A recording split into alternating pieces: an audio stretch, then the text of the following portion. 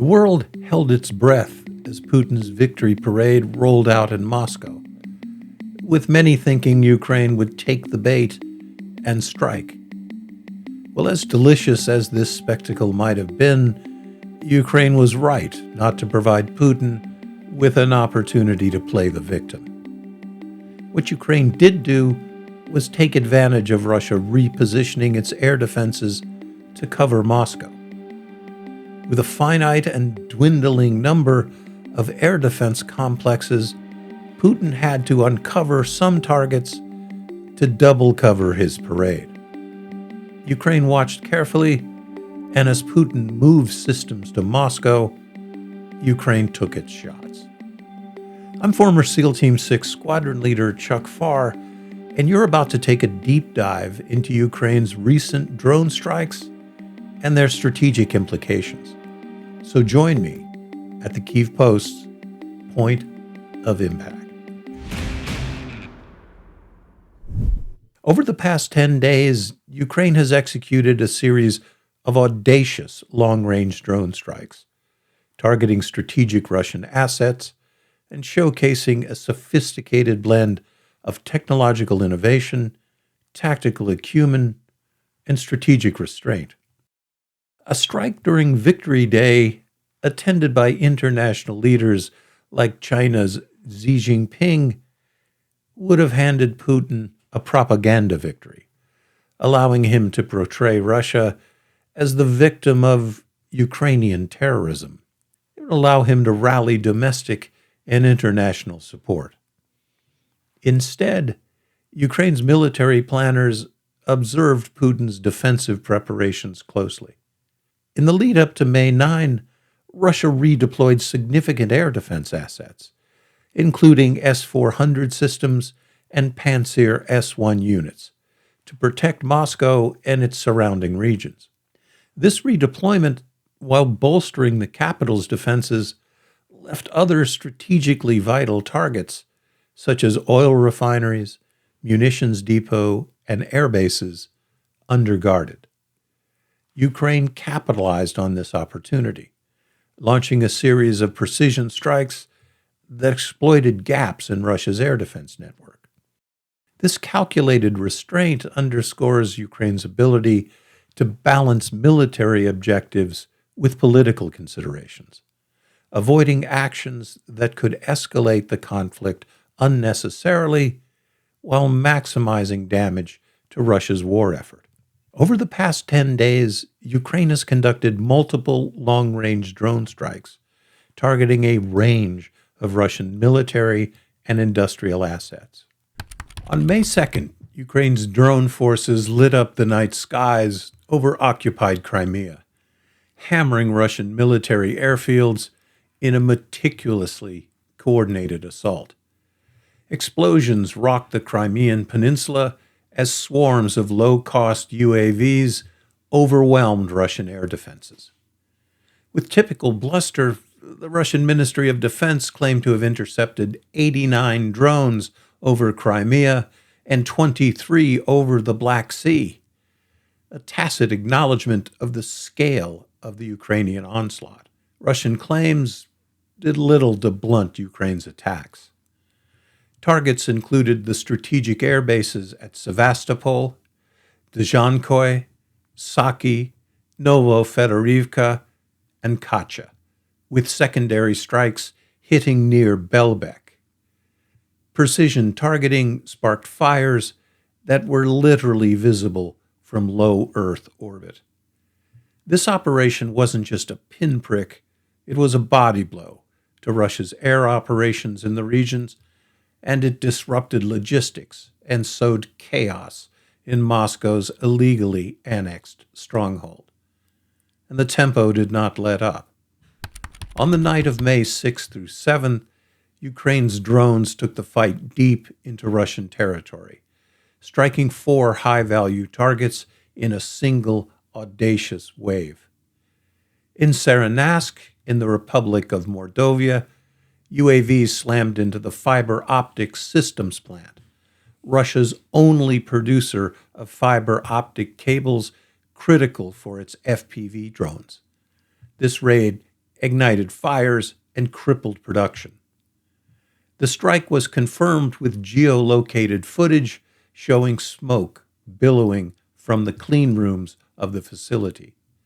Simultaneously, drones hit the Shaykovka airbase in Kaluga Oblast, home to Russians' Tu-22 M3 bombers and a host of Kh-22 missiles, marking the second attack on this base in 6 weeks. Again, the Russian MOD reported drones downed, but did not report the number of drones that hit the target. Russian mill bloggers corroborated the damage, and once again, fire tracking data from NASA infrared satellites confirmed that explosions and massive fires at the target were visible from outer space. Kubinka Air Base in Moscow Oblast houses Su-27s and MiG-29 jets, and it also took hits.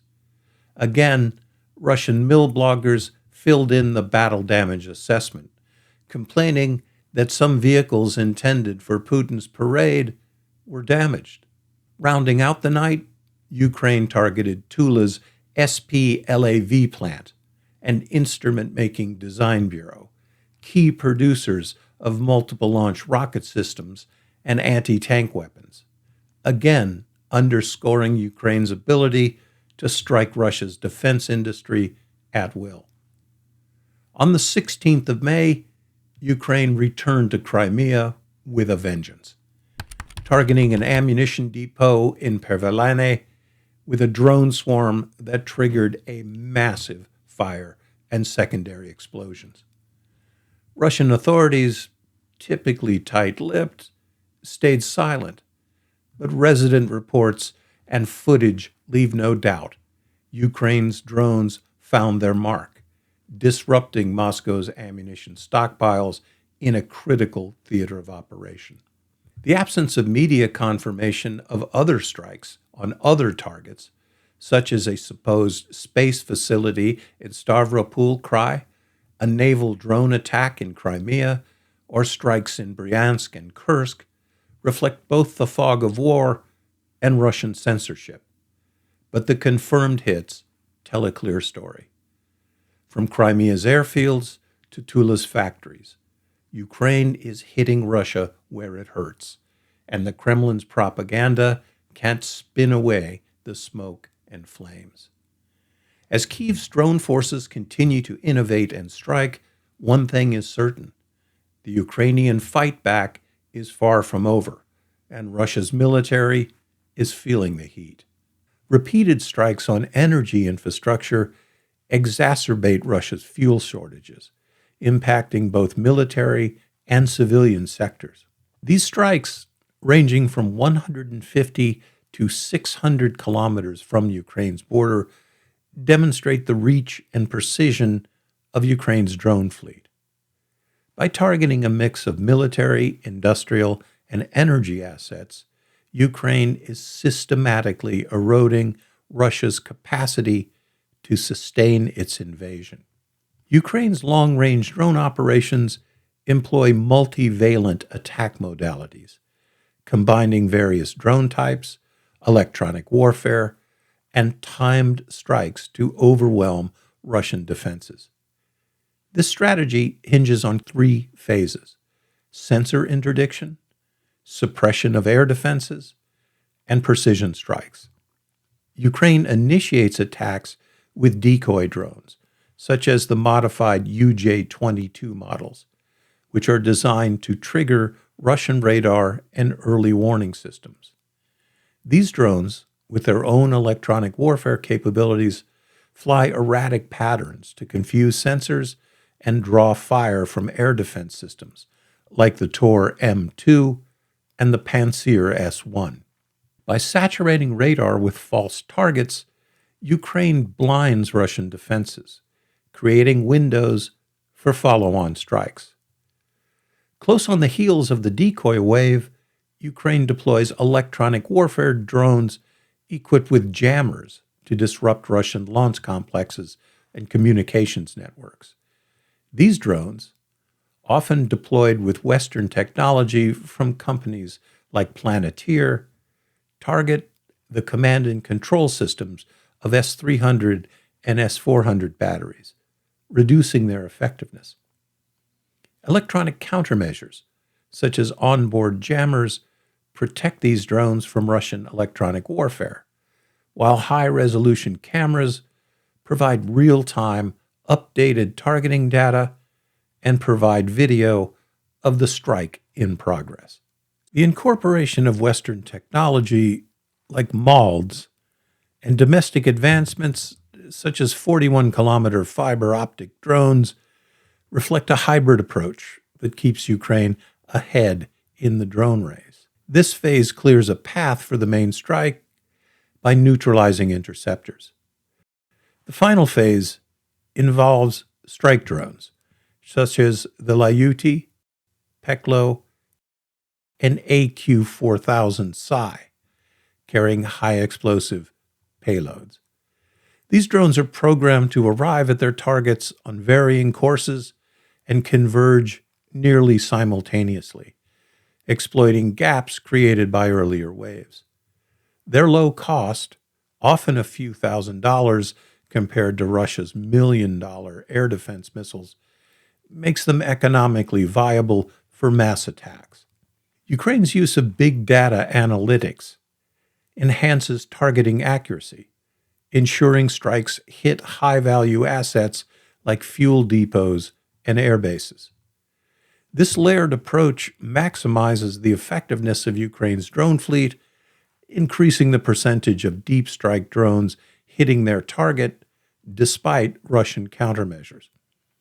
The sheer volume and low cost of Ukrainian drones ensure that even partial success delivers significant damage.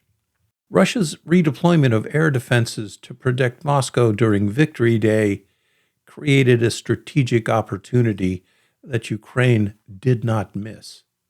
With capable systems like the S-400 concentrated around the capital, coverage over the peripheral regions like Saratov, Tula, and Krasnodar was reduced. Ukraine's strikes exploited this movement, targeting assets that were less protected but critical to Russia's war effort. The finite number of Russian air defense systems, coupled with the high cost of intercepting cheap drones with expensive missiles, has created a dilemma for Moscow. For every mile of additional drone range, the area Russia must defend increases exponentially, stretching its resources thin. Ukraine's drone production has scaled dramatically since 2023, when it produced only dozens of long-range drones monthly. By July 2024, Ukraine launched over 520 drones, surpassing Russia's 426 Shahed-type drones for the first time. Companies like Terminal Autonomy, producing the AQ-400 Psi, and others manufacturing the Lyuti and Peklo have ramped up output, with plans to deliver over 30,000 deep strike drones in 2025. These weapons, costing a fraction of Western equivalents, are assembled using simple materials and can be produced by non-specialized labor, ensuring scalability. Government backing and Western investment, including $440 million from the EU and contributions from Denmark, Norway, and others, have bolstered Ukraine's defense industry. The establishment of the unmanned system forces in 2024, the first military branch dedicated to drone warfare, underscores Kyiv's commitment to this war-winning technology. President Zelensky's announcement of drones tested at ranges of up to 3,000 kilometers signals Ukraine's intent to expand its reach, potentially targeting sites as far away as Russia's Arctic bases or Caspian Sea ports. Looking ahead, Ukraine will likely intensify its long-range precision strikes, focusing on three priorities: First, continued attacks on oil refineries and depots, and these will strain Russia's fuel supply, impacting military logistics and domestic economic stability. Second, strikes on airbases and munitions factories will degrade Russia's ability to project power and sustain its invasion.